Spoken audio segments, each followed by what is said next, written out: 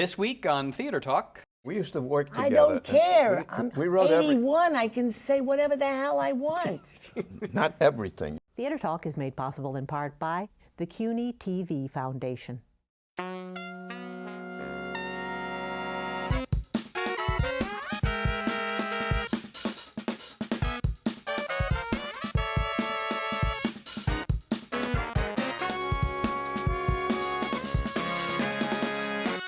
If you could sum up your new show in one word, what would it be? Topical. Nostalgic. Honest. Funkified. Introspective. Almonds. Almonds? Ha-cha-cha. That's not a word. Ha-cha-cha. From New York City, this is Theater Talk.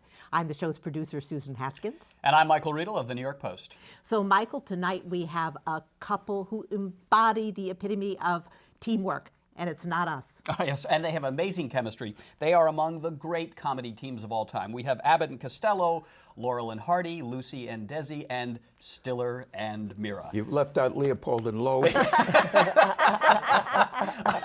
I was waiting for him to hit. Very But anyway, good, Jerry. all right, okay. We are delighted tonight to be joined by Ann Meara, Jerry Stiller, who have been working and married together for how many years now? We're married 57 years. And working together? 57 not that years. Long. No. We started getting together when one day we decided that we. I'm really going to start to snore on this. I feel a lot of Z's coming on. No, but I'm curious where you met. Are you? Yeah, I am. Met on a subway station, believe it or not. I was taking a ballet lesson.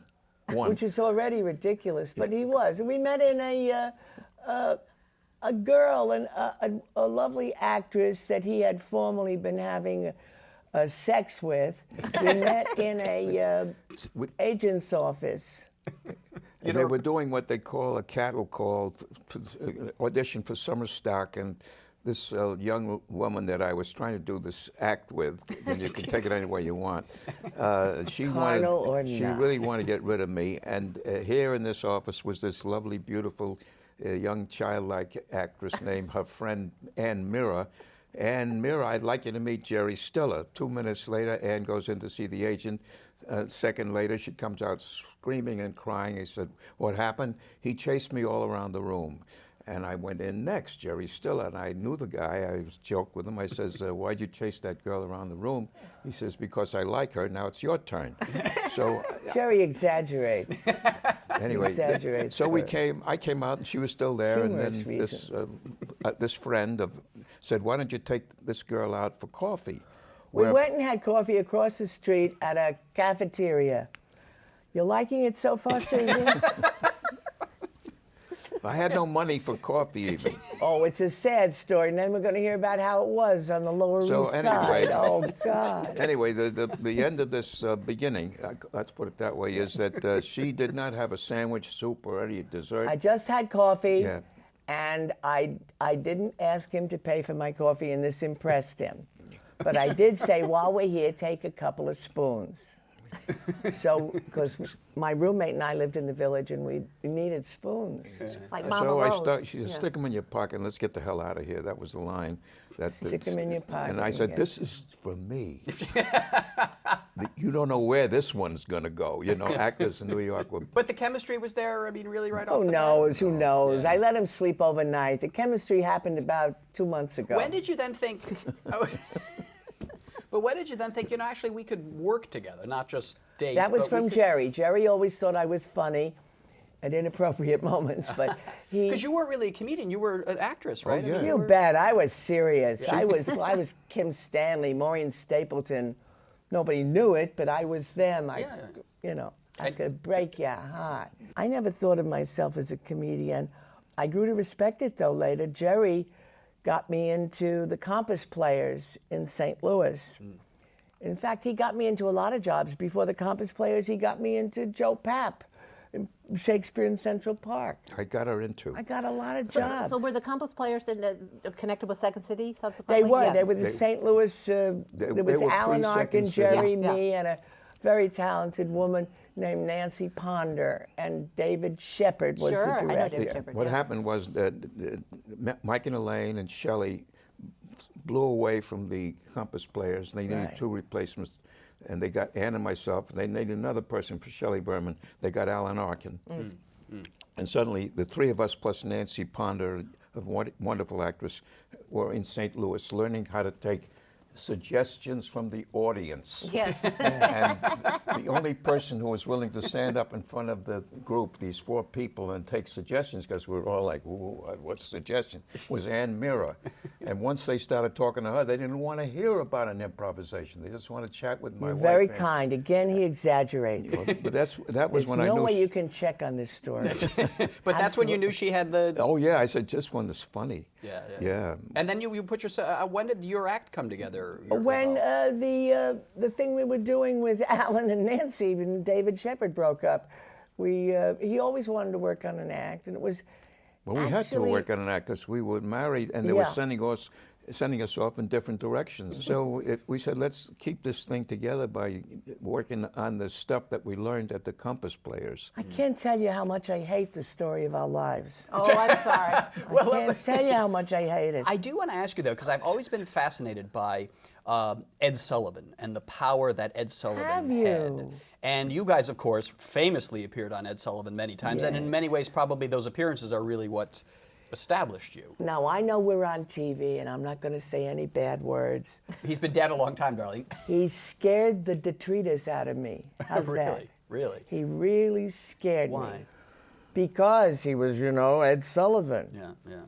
Yeah, well, I have a different take on Ed Sullivan. You worshipped him because he was Irish, and you No, don't tell how I worshipped him. You're I'll tell right, my- I'm wrong. That's Ed all. Sullivan liked 2 people who were of the different backgrounds because he himself, this we figured out, he too was married to a Jewish lady. So when we came in and started to do this particular sketch after being on for 5, 6 times about the Jewish Hershey boy, and Mary Elizabeth Doyle. they meet through a computer, they're ideally matched, and this Yeah. established the who we were. For the first time, people were now calling us Schiller and Meara, Meara and Schella, or whatever. They knew it was Jerry and Ann. Haneker and Schlemmer. And he fell in love with us. His tears coming out after we did this wonderful moment.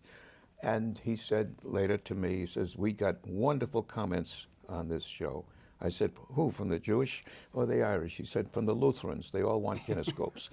And so that was the way he worked. But he also had a part of him that really was a groundbreaker. He was the first one to put the Supremes on the air. Yeah, sure. Which really, so he went in so many different directions. What was it like to go on that show? Because I've read about it and heard that he ran everything with an iron fist. When you were summoned by Ed Sullivan, that was terrifying. Well, if you were asked to be on, you'd hear through your agent, of course, and it was a thrill, but it was scary because you knew you had to go there in the afternoon and you do what you were going to do that night, because it was live, and it was very frightening to me. And he was always there, hovering around, He watching was you? there. It was his show. He was minding the store, and there were international favorites, vomiting in the wings. Topo Gigio vomiting in the Topo Gigio, kiss me goodnight, Eddie. You were going to say, Jerry? I was going to say he owned the hour. Yeah. That's and, right. So he had all those commercials that had to come in because that's the way he made the show work for him. And so he knew exactly how long a dance act, singing act, but he never knew how long a comedy act would work. So you always see him talking like this, ladies and gentlemen. And we bring on for the first time, Schiller and Meara, Meara and Schiller. Each time he had a different pronunciation. But And we never corrected him. and if he called Schiller you and over, Meara. if he called you over, it wasn't necessarily because you did good. It's because your short routine went too short, and he had to fill in the time. That's right. And he said, "Let's come over. What did you do? Like, what was it like being? What is a Megillah like?" One day he asked me, "What a Yiddish word coming out of his mouth." Jerry didn't even know. I couldn't answer. I mean, that's what. And I said, well, it's a long story. And that's what a Megillah is. And then an appearance on the Ed Sullivan Show. I mean, the entire country was watching that show on Sunday night. So Because the demographics were different at that time. So you guys were become instant nationwide Not figures instant. by appearing there. Nothing is instant, Michael. Nothing. No, I don't have to break it to you. No, we did get something out of what you're saying, that was that we started playing clubs. And if we played out in Vegas or Tahoe, Made the circuit, yeah. yeah, and those people out there were not Jewish or Irish, but we had couples coming up to us saying, "We're just like you." I said, "What are you talking about?" They said, "Well, he's Chicano and I'm Italian, and we have the same thing you got." They could relate to the content of what we were saying. So that we had a lot of that kind of feedback from people who enjoyed us for no other reason. It was nice. I'm happier today than I was then, though. Why? Because I'm sitting with you and Susan. And I'm sitting with Jerry. I'm happier with Jerry now. I am. Why? Did you ever? Why? Because it's not such a chazarai. It's not such a fight. We used to work together. I don't care. I'm we wrote 81. I can say whatever the hell I want. Not everything. You Not can't say everything. I know we're on Yeah. television. You were going to say you used to. No, we wrote all those sketches. Yeah, of course. So how do you hammer out sketches like that? Two people trying to find a premise each week if we're going to get on another week. We never know if we're going to be on. So we'd get into these sketches, and then we had to go try them out in these different places. Right. And the improv was one, and then the one I always talk about is the night that we went down to a place on next to the Copa, and it was really kind of a place where you had Lillian Carroll, Joe Barone. No one knows who you're talking about. Yeah, it was a Louis Prima bunch, guys, Yeah. and the people loved them. Hey, what the That's offensive. You know that? So Rodney Dangerfield came on with us because he was a little Rodney bit like, was very like helpful to like a us. father figure in a way to two people who were already fathers. But the thing is, Rodney was sitting there and we were sitting there, and suddenly in the bar we heard a pop. And I didn't know what that was us because we were getting ready to go on and do our act and try it out because the next night we were going to do it on Sullivan. Right. And all of a sudden we heard noise, we heard sirens, and somebody came over and said somebody got murdered in the bar. I says, really? He says, well, it's not too bad, it was his best friend. Okay, now they're introducing Jerry Stiller here. There's a noise going on, and the guy says, I got two people I want to introduce you to tonight. What's your names? And Rodney Dangerfield comes up and grabs my What's a way to talk about two wonderful comedians. Nobody knew who He the hell gave we us a was. great Yeah, introduction. and then we went on stage and we did Hershey and Mary Elizabeth, two Yeah. people who made. There wasn't a single laugh. Nada. Not a single laugh. They were still talking They were thinking about the the murder in the Yeah. bar. Terrible amount So of when it respect was over, was given us. when it was over, Ann said, how do you think we did? I said, we did great. Why? Because they didn't talk. Sometimes you're grateful, like Miss Alma in Summer and Smoke, for little mercies. I want to ask you, you both separately have had extensive careers as actors on Right. stage and movies and television. Who's the most ambitious of the two of you? Jerry. Oh, I don't know if Ever the word since I ambitious stopped, doesn't. No. The most, who was the most, I mean, because I Don't remember say that. having seen you first on Ed Sullivan, and then I'm not that You ambitious. wanted to be- Sonny. you wanted when it I as much as stopped I did. menstruating, You- I stopped, you know, Went straight. isn't that true? I got This is no public. more ambition. You going to leave that in? I don't know. I always felt that Ann was a laid-back person, very talented, very gifted, and did not go out and was aggressive, the way you had to knock on doors and go into an office and push yourself. I was no fun to be around, Jerry. I used to yell at you. I took all my angst and you know, you guys have angst, don't you? No, we get along famously. don't. Okay, cool. So you felt though But you had to. but I always knocked on doors. I knocked on every door that was available to me, and I met. I mean, you know what? A lot of the agents and a lot of producers, they love the fact that an actor would come. It's not today like you have to. You go through a secretary and a casting agent. Yeah. You walk in, and they say, "Come on in." Yeah, come on in. Yeah, I met Yip Harburg that way. I mean, Yip says, Yeah, he hey, was is there a role for this guy, Jerry? What's your name, Jerry? Yeah. He says, yeah, come back in a week, whatever. You know, he never came back. Some show he was No. doing called Flahuli. Yeah. Yeah. You could just you could make the rounds. Yeah, I knocked on the door. Mike Todd, you know who he Yes. was? Yes. Married to Okay, Elizabeth Taylor, okay. yeah. I knock on the door, and the woman secretary, she looked like an actress who might have been. She said, "What do you do?" I said, "I'm an actor. I'd like to see Mr. Todd. He's not here right now. Would you like a hamburger?" I says, "No. I just want to see Mr. Todd." She says, "I'll give you a hamburger." I says, I don't want a hamburger. I want to see Mr. Todd. She says, well, you come back again in a couple of weeks, maybe you'll see him. The next time I knocked on the door was to see the Schuberts, because I went to Syracuse University, and my teacher, Sawyer Falk, said to me, if you get to New York, make sure you go to the Schubert office, because they came from Syracuse. The boys from Syracuse, they were always called. So I walk in, and I was working at Nedick's at the time, hot dogs. I worked from the 9 o'clock to 6 shift, took 4 hours, knocked on the door at the Schubert office. It was right down the street. And I knock on it, and this very lovely woman, all made up. Her name was Miss Mitzi, and she said, yes. I said, I'm Jerry Stiller. I'd like to see Mr. Schubert. She said, Mr. Lee or Mr. JJ? I said, oh, Mr. Lee. She hits the dictaphone. Jerry Stiller, see Mr. Lee. Send him right in. Walk in, there's Lee Schubert. Now, you know, he was not a big man. He was just, and there's nothing on his desk, just a plain desk and a head. And I said to him, Mr. Schubert? And he said, yes. I said, I'm an actor. He said, yes. I'm Jerry Stiller. He said, what do you do? I says, I'm a comedian. I went to Syracuse. Are you working right now? I said, no. He says, when you find work, will you call me? I said, yes. And I walked out in the street. I said, they just met Schubert. Successful, right? It was like I had scored, and that gave me impetus to go on. There were a lot of agent stories. There's a lady named, if I may, Lillian Arnold. I don't want to talk about agents. I want to talk about the theater. Yeah, let me finish one more. You're next, darling. Yeah, Lillian Arnold was a very sweet, elderly woman who could not walk. Elderly. She was younger than we are now. But she sat behind a desk, and if you walked in, you told her I just did the clandestine marriage with Freddie Warren down at the. We've all seen the clandestine marriage. And I walked in, and she said, oh, yes, the clandestine marriage. I saw the show. And what was it like working with Freddie Warren? And for an hour and a half, I started talking about Freddie Warren, who was a brilliant character actor. And then she said, you know, I see a lot of people in here.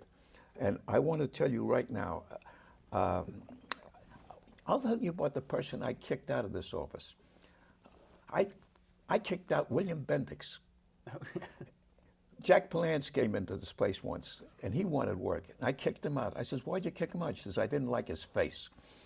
Her career was based on kicking people out of her office. And I says, what about me? She says, well, if you see Freddie Warren, let him know that I loved his work. And that was all I got out of that situation. But you got into the office. Just on the comedy, the act that you had, since you guys have been in the comedy business a long time, was there a point where comedy was changing and the kind of act that you were doing was, no longer in demand? This is after we'd had an act and everything, and we're playing, and we made the nightclub circuit, I think once, maybe twice, and that each time it would be buoyed by us having been on the Sullivan show. I thought you were going to say booed.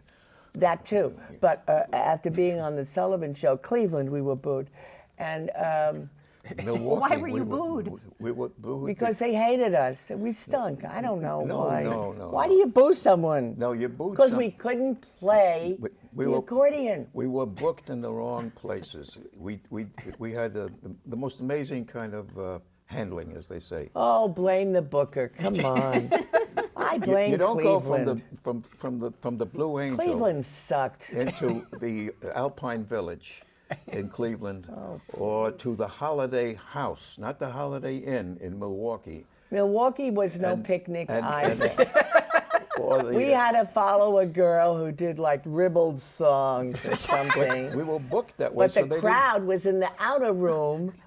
Their slogan was the Holiday House, where every night is New Year's Eve. And sure enough, at midnight, bells and things would go off, and out there they'd be doing the limbo. All Lang Syne. While we were on in the main room. And we were there, but there was no bathroom backstage. We had to go through the house where the audience is to go to the toilet, El Toiletto. And in the dressing room were, signs on the wall for people who had played there. Yeah, there was a Jeroboam there. You know the size of a Jeroboam? Yeah. A Jeroboam. And above it was this sign on the wall saying, "Never again, Ella Fitzgerald." Right. You they knew all why. had unhappy situations. What was the name of that girl who sang those songs? Peggy Ribbled songs? Peggy who? Peggy Lord, her name was. Peggy She Lord, had a name she like should Peggy live and Lord, be well. and she did. She went Oh, over great. God. But what I was amazed about is your staying power in the business, though, because as I asked you earlier, did you have a sense when comedy was changing, when your kind of comedy? You did ask me that earlier, and I never answered. But when the comics with the four-letter words started coming in, and did you have a sense of the change then? I didn't sense the change. I don't think. I admired those comics a lot. One of the great comics of our time was Lenny Bruce. One of his great lines were, "More and more people are leaving religion and coming back to God." I thought was like a great line. Yeah.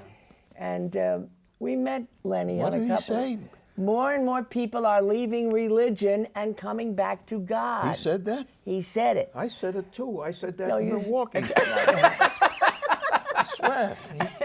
We only met him a couple of times, but we're friends with Kitty Bruce, his daughter, who is a lovely young woman. Technically speaking, the vaudeville had died when we arrived, and we came. We weren't in vaudeville. No, we weren't. We arrived. We arrived on the scene as when the vaudeville comedians went into nightclubs, and this was before Lenny Bruce and all the others who came along. We were just doing acts, and there were Jackie Leonard come along, and Jack Carter, and also everybody named Jackie. and the guy from Australia who was Tie Me Didgeridoo Down.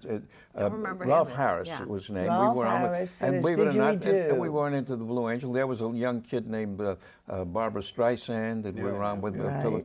So these At were the Blue all, Angel. This was beginning. Then after that, And we played with Phyllis Diller at the Blue Angel. that's right. We did all that. But you didn't hear four-letter words yet. Yeah. And Lenny Bruce was the beginning of it all. But they wouldn't put him on. Max Gordon would not put him on at the Blue Angels, which was on 54th Street on the east side. He put him on in the Village Vanguard. They were hypocrites. And he owned both clubs. They were hypocrites. But after that, everybody in my started opinion. doing four-letter words. Kids were doing it. And Did you guys ever do four-letter words? No. Were you ever tempted to go down that? No. Do you have a bleep thing? Yeah, we have a bleep thing. We have a bleep thing. What the are you talking about? Did you? And you never felt any of that pressure, thinking, it's getting a little bluer language? No, because we were still doing sketches, boy, girl. We were boy and a girl then. And we were doing this man-woman stuff that were little playlets. And that sure wouldn't have played on Ed Sullivan. No, it didn't. No. That's and, right. No, we never thought of, gee, we got to, make everything a little more modern by saying four-letter words. And raunchy women were still way ahead. I mean, Right, way in the because future. that was a man's business stand-up. I'm sure you've interviewed actor comedians who could tell you. Joan could tell you. Yeah, Joan Rivers, sure. Yeah, because a man can do that, but not a woman. A Unless it woman was is like a vessel, Toady Fields or something. You Well, know, no, Toady there were Fields, the rest in real blue peace, ladies too. There were Belle Barth was one, a woman. Belle named- Barth, yeah. and we But met that her. was their profession out They in did it. Vegas. They looked like little grandmothers before they came on stage. They get That on was the stage, joke, though, right? Oh my That's God. right. What came out of their mouths like a cesspool, and we Nothing went, you haven't heard at home. No, but it shocked you. You really were shocked, to hear this. But they liked us because we came to Vegas for the first time, and they invited us over to the Caesar's Palace, their room, and she had her piano player, and they slept in the same room, the piano player and Hub. And they said, oi, oi, oi. And before I'm going on, she said to me, Goyim. The audience would not choose. They'll never get me. Then they were screaming like all these things. Then they went down and they killed. Filth. And filth always worked. But it wasn't for you, filth. No, we couldn't do Oh, it. filth is great. I don't know. But we never I never had any cojones to do Yeah, it. but now it's so It's much not that of it's too much. It's not that we didn't go It's the a route. fine balance, Susan. As you walk the razor's edge of life, you got to figure out what is schmutz and what is good. That's all. we're out of time, but we've only sort of, we're still in the 1950s and 60s with And you. we haven't talked about the And theater. there's a whole theatrical career ahead. theater. So would you stay and be our guest for next week as well? Absolutely. Part 2 of Absolutely. Stiller and Meara? Sure. Yes. We'll just hang out here a week. Do you in the mind if chair. I wear the same outfit? All right, I'll do so too. All right, Ann Meara, Jerry Stiller, it's been a pleasure, and we will see you both. next week on Theater Talk for Part 2 of Stiller and And Meara. meanwhile, you can catch up with Stiller and Meara at www. .stillerandmeara.com. www. You Their guys web are always series. keeping current with the new technology. Well, our son brought us into it. He really came up one day and he says, "Why don't you do this little thing? They're doing this It's thing too on the long. They don't internet." want to hear it now. We'll do it again. We'll talk about that your guy. son. Yeah, all right. Okay. Thank you. Do you know that Jerry fought to get my father, Eddie Meara's obituary into the New York Times? That's right, I did. And they said, well, what does your father-in-law do? They needed something to. And he said, well, he babysits. He babysits for our kids. That's right. And they said, that's nothing. Raimi and Is Ben. that all? No. And finally, they pushed him, and he said, well, yeah, he writes our material. He wrote all my material. He says, well, that got us into the New York Times. And at the wake, Yeah. his friends, his old poker playing buddies said, that Eddie Meara, he never let on. Our thanks to the Friends of Theater Talk for their significant contribution to this production. Theater Talk is made possible in part by the Frederick Lowe Foundation, the Eleanor Naylor Dana Charitable Trust, the Alan S. Gordon Foundation, the Corey and Bob Donnelly Charitable Fund, Carrie J. Fries, the Dorothy Strelson Foundation, the New York City Department of Cultural Affairs, and the New York State Council on the Arts, a state agency.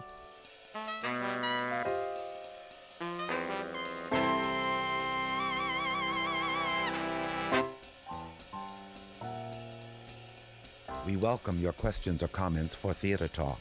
Thank you and good night.